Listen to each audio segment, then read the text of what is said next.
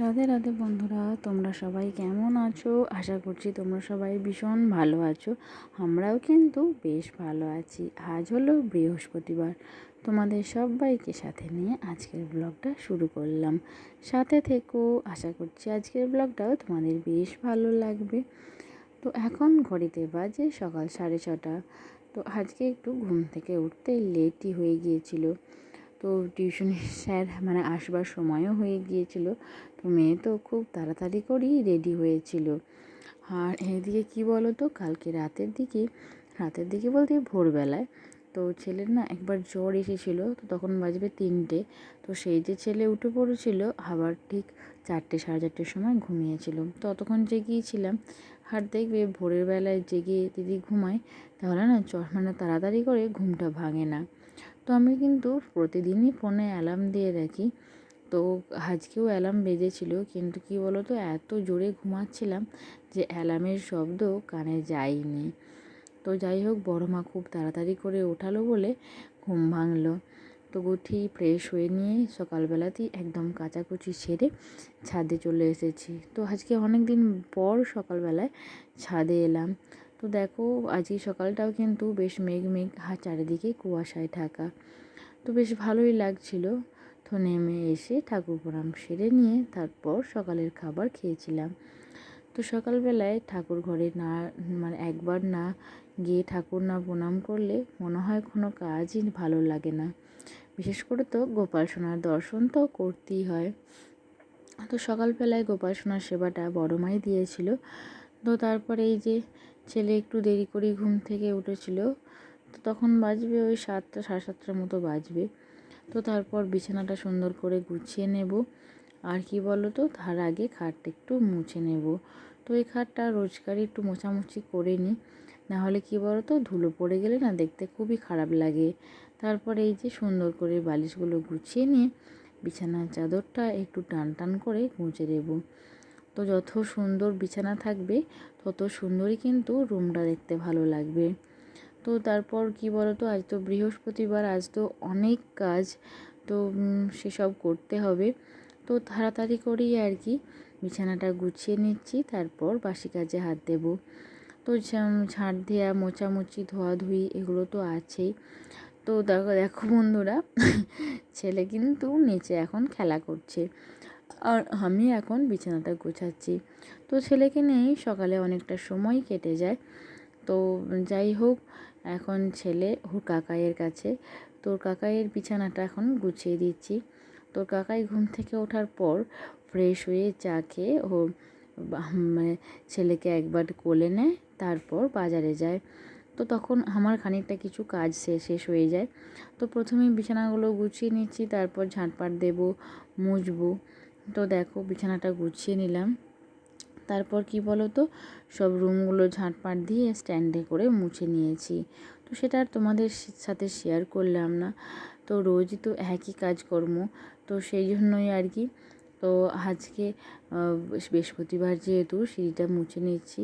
তো উপরের দিক থেকেই সিঁড়িটা মুছে এই যে এখন নিচে সিঁড়িটা মুছছি। আর উপরের দিকে কী বলো তো, উপরের সিঁড়িটা না এখন তো অন্ধকার, আর এদিকে না আলোটা খুব বড্ড চোখে লাগে। তো সেই জন্য তোমাদের সাথে আর শেয়ার করলাম না। তো সিঁড়িগুলো কি বলো তো, একটু সার্ফ দিয়ে পরিষ্কার করে মুছি।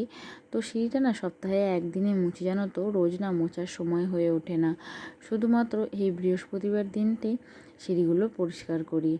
তো তারপর দেখো, এখন তো ওই বেশ ভালো রোদ ওঠেনি।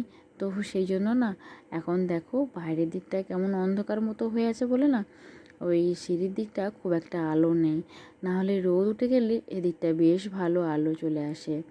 তো আমার আগের ব্লগে কিছু দিদিভাইদের কমেন্ট তোমাদের সাথে শেয়ার করে নিই। তুমি লাইফস্টাইল থেকে দিদিভাই কমেন্ট করেছে, লাইক দিয়ে পুরো ভিডিওটা দেখে নিলাম, খুব ভালো লাগলো। তো দিদিভাই তোমাকে অসংখ্য অসংখ্য ধন্যবাদ। তো আমার ভিডিও এত ভালোবেসে দেখার জন্য। তো যাই হোক, তুমি প্রতিদিনই এভাবেই আমাকে কমেন্ট করো আর আমার পাশে থেকো। এছাড়াও রিয়া অধিকারীও কমেন্ট করেছে। তো আমি আমার সব দিদিভাই এবং বোনেদের বলবো যে এভাবেই আমাকে ভালোবাসা ভরে কমেন্ট করো এবং আমার পাশে থেকো। তো তারপর দেখো এদিকের যে মেন গেটের সামনেটা, এখানটা তো রোজ জল দিয়ে এমনি ধুয়ে দিই, কিন্তু আজকে কি বলো তো, আজকে না জল দিয়ে ধুলাম না, আজকে একটু সার্ফ দিয়ে ভালো করে পরিষ্কার করে মেজে দিলাম। তাহলে ওই যে সাদা রঙের ফুলগুলো না বেশ পরিষ্কার হয়ে গেল। তো রোজ রোজ ধুয়ে দিলে কী বলো তো, একটা কালো মতো যে নোংরা সেটা না বসে যায়। তো সেই জন্য আজকে একটু সার্ফ দিয়ে পরিষ্কার করে মেজে দিলাম। তারপর একদম বাইরে রাস্তা থেকে উঠোন সব কিছুই আজকে ধুয়ে দেব, কেননা আজকে তো বৃহস্পতিবার, আর বৃহস্পতিবার বাড়ির সব মানে আনাচে কানাচে সব কিছু ধোয়াধুয়ি পরিষ্কার চলতেই থাকে। তো এদিকে দেখো তোমাদের দাদাভাই রেডি হয়ে বাজার চলে যাচ্ছে। তো তোমাদের দাদাভাইয়েরও আজকে উঠতে অনেকটাই দেরি হয়ে গিয়েছিল। তারপর ঘুম যদি বা ভেঙেছিল, আমার ছেলেকে দেখাশোনা করার জন্য রুমের মধ্যেই থাকতে হয়েছিল, কেননা ছেলে ঘুম থেকে উঠে পড়লেই মানে বিছানা থেকে নেমে পড়বে, তো সেই জন্য ওকেও লক্ষ্য রাখতে হয়। তো তারপর দেখো উঠোনটা ভালো করে জল দিয়ে পরিষ্কার করে ধুয়ে দিলাম এবং ভালো করে ঝাঁট দিয়ে নিচ্ছি, নাহলে এই খাঁজগুলোতে না জল জমে যায়, এবং জল জমে গেলে কি হয় বলো তো, ওই জলগুলো না দাঁড়িয়েই থাকে। তো সেই জন্য ভালো করে ঝাঁট দিয়ে নিলাম। আর এদিকে ওভেনেতে মটর আর আলু সেদ্ধ করতে দিয়ে দিয়েছি, আর এদিকে এখন ছেলের জন্য যে সকালের খাবারটা সেটা বানাবো। তো এখন চিড়ে সেদ্ধ বানাবো, তো সেই জন্য চিড়েটার পরিমাণ মতো নিয়ে ভালো করে জল দিয়ে ধুয়ে নিচ্ছি। তো বিশেষ মানে সব খাবারই বানানোর আগে বিশেষ করে যেগুলো ধুয়ে নিতে হয় সেগুলো একটু ভালো করে জল দিয়ে ধুয়ে নিলাম। তারপর দেখো তাল মিশরিটা দিয়ে দিচ্ছি। আর কি বলো তো বন্ধুরা, এই খাবারগুলো না অনেকক্ষণ পেট ভর থাকে, তো সেই জন্য বাচ্চাদের আমরা অনায়াসে এই খাবারগুলো খাওয়াতে পারি। তারপর ছেলের মানে চিড়ে সেদ্ধতে একটা আমি খেজুর দিয়ে দিলাম। আর এইদিকে দেখো, আর কি বলো তো, এই প্যাকেটটা থেকে রোজ যদি বার করি খুলে খুলে, তাহলে এটা না হাওয়া পেয়ে নষ্ট হয়ে যাবে। তো সেই জন্য একটা কৌটোর মতো পরিমাণ মতো নিয়ে নিলাম। এটা আর কি 5 থেকে 6 দিন হয়ে যাবে। তারপর আবার এটা খালি হয়ে গেলে আবার এর থেকে পুড়ে নেব, তাহলে এই খেজুরের প্যাকেটটা খুব ভালো থাকবে। তারপর এই যে ছেলের চিড়ে সেদ্ধও রেডি। আর এখন আমি সবজির ঝোলটা বানাবো। তো ওর মধ্যে শিম, ক্যাপসিকাম, বিট, কুমড়ো, রাঙা আলু এইসব দিয়ে ছেলের সবজির ঝোলটা বানাবো। তো একটু হালকা তেল দিয়ে আর কষে নিয়ে জল দিয়ে সিটি দিয়ে রেখে দিয়েছি। তো মেয়ের আর আমার মুড়ি বেড়ে নিয়েছি। তো ওই মটরশুঁটি আলু ভাজা আর ছিল দুটো কাঁঠালি কলা আর খেজুর, তো সব নিয়ে খেয়ে নিলাম। তারপর খাওয়া দাওয়ার পর টেবিলটা সুন্দর করে মুছে দিচ্ছি। তো সকালবেলায় একবার টেবিলটা মোছা হয় আর রাতের দিকেও একবার মোছা হয়। তো এখন যেহেতু মুড়ি খেলাম সেই জন্য আর একবার সুন্দর করে মুছে নিচ্ছি। আর কি বলো তো, এই যে ডাইনিং টেবিলটা এটাই কিন্তু ডাইনিংয়ের শোভা বৃদ্ধি করে, তো সেই জন্য পরিষ্কার পরিচ্ছন্ন রাখতেই হয়। তারপর স্নান টান সেরে চলে এসেছি ঠাকুর ঘরে। আর দেখো ঠাকুর ঘরে এসেই এই ফুলটা তো আমার খুবই সুন্দর লেগেছে, কেননা ওই ফুলের কালারটা ছিল অসাধারণ। তো তোমাদের দাদাভাইয়ের শখের জন্য আমার অনেক রকমের জবা ফুলের কালার দেখা হচ্ছে। তো গোলাপি, লেবু, হলুদ, চুনে হলুদ, ঘিয়া জবা, সাদা, রাধা জবা, আবার একটা খুব সুন্দর ছোট্ট পাড়া ঠিক অন্য রকম কালারটা, তো বলতে পারো 9-10 রকমের জবা ফুলের কালার। তো সব ধর একসঙ্গে ফোটে না, তো যেদিন যেমন কুড়ি আসে সেদিন তেমন ফুলগুলো ফোটে, না হলে তোমাদের সবাইকে একসাথে সব কটা ফুলের কালার দেখাতাম। তো ভাবছি এবার যখন ফুল ফুটবে প্রত্যেকটা কালার আমি ভিডিও করে রেখে দেব এবং তোমাদেরকে একসাথে দেখাবো। তো এদিকে দেখো গোপাল সোনাদের স্নান করিয়ে দিচ্ছি। তো প্রথমেই স্নান মানে গোপাল সোনার যে আগের জামাগুলো ছিল তো সেগুলো খুলে দিলাম, পোশাকগুলো। তারপরে এই যে তুলসী পাতার ফুল দিয়ে গোপাল সোনাদের বসিয়ে সুন্দর করে ঘি মাখিয়ে দিয়েছি, আর জলের মধ্যে দিয়ে দিয়েছি অগরু আর গোলাপ জল। তো কি বলো তো, এই এত গরমে আমার গোপাল সোনাদের স্নান করিয়ে নিজের যেন বেশি তৃপ্তি হচ্ছে। কি বলবো তোমাদের, ছেলের জন্য তো একদমই সময় করে উঠতে পারি না।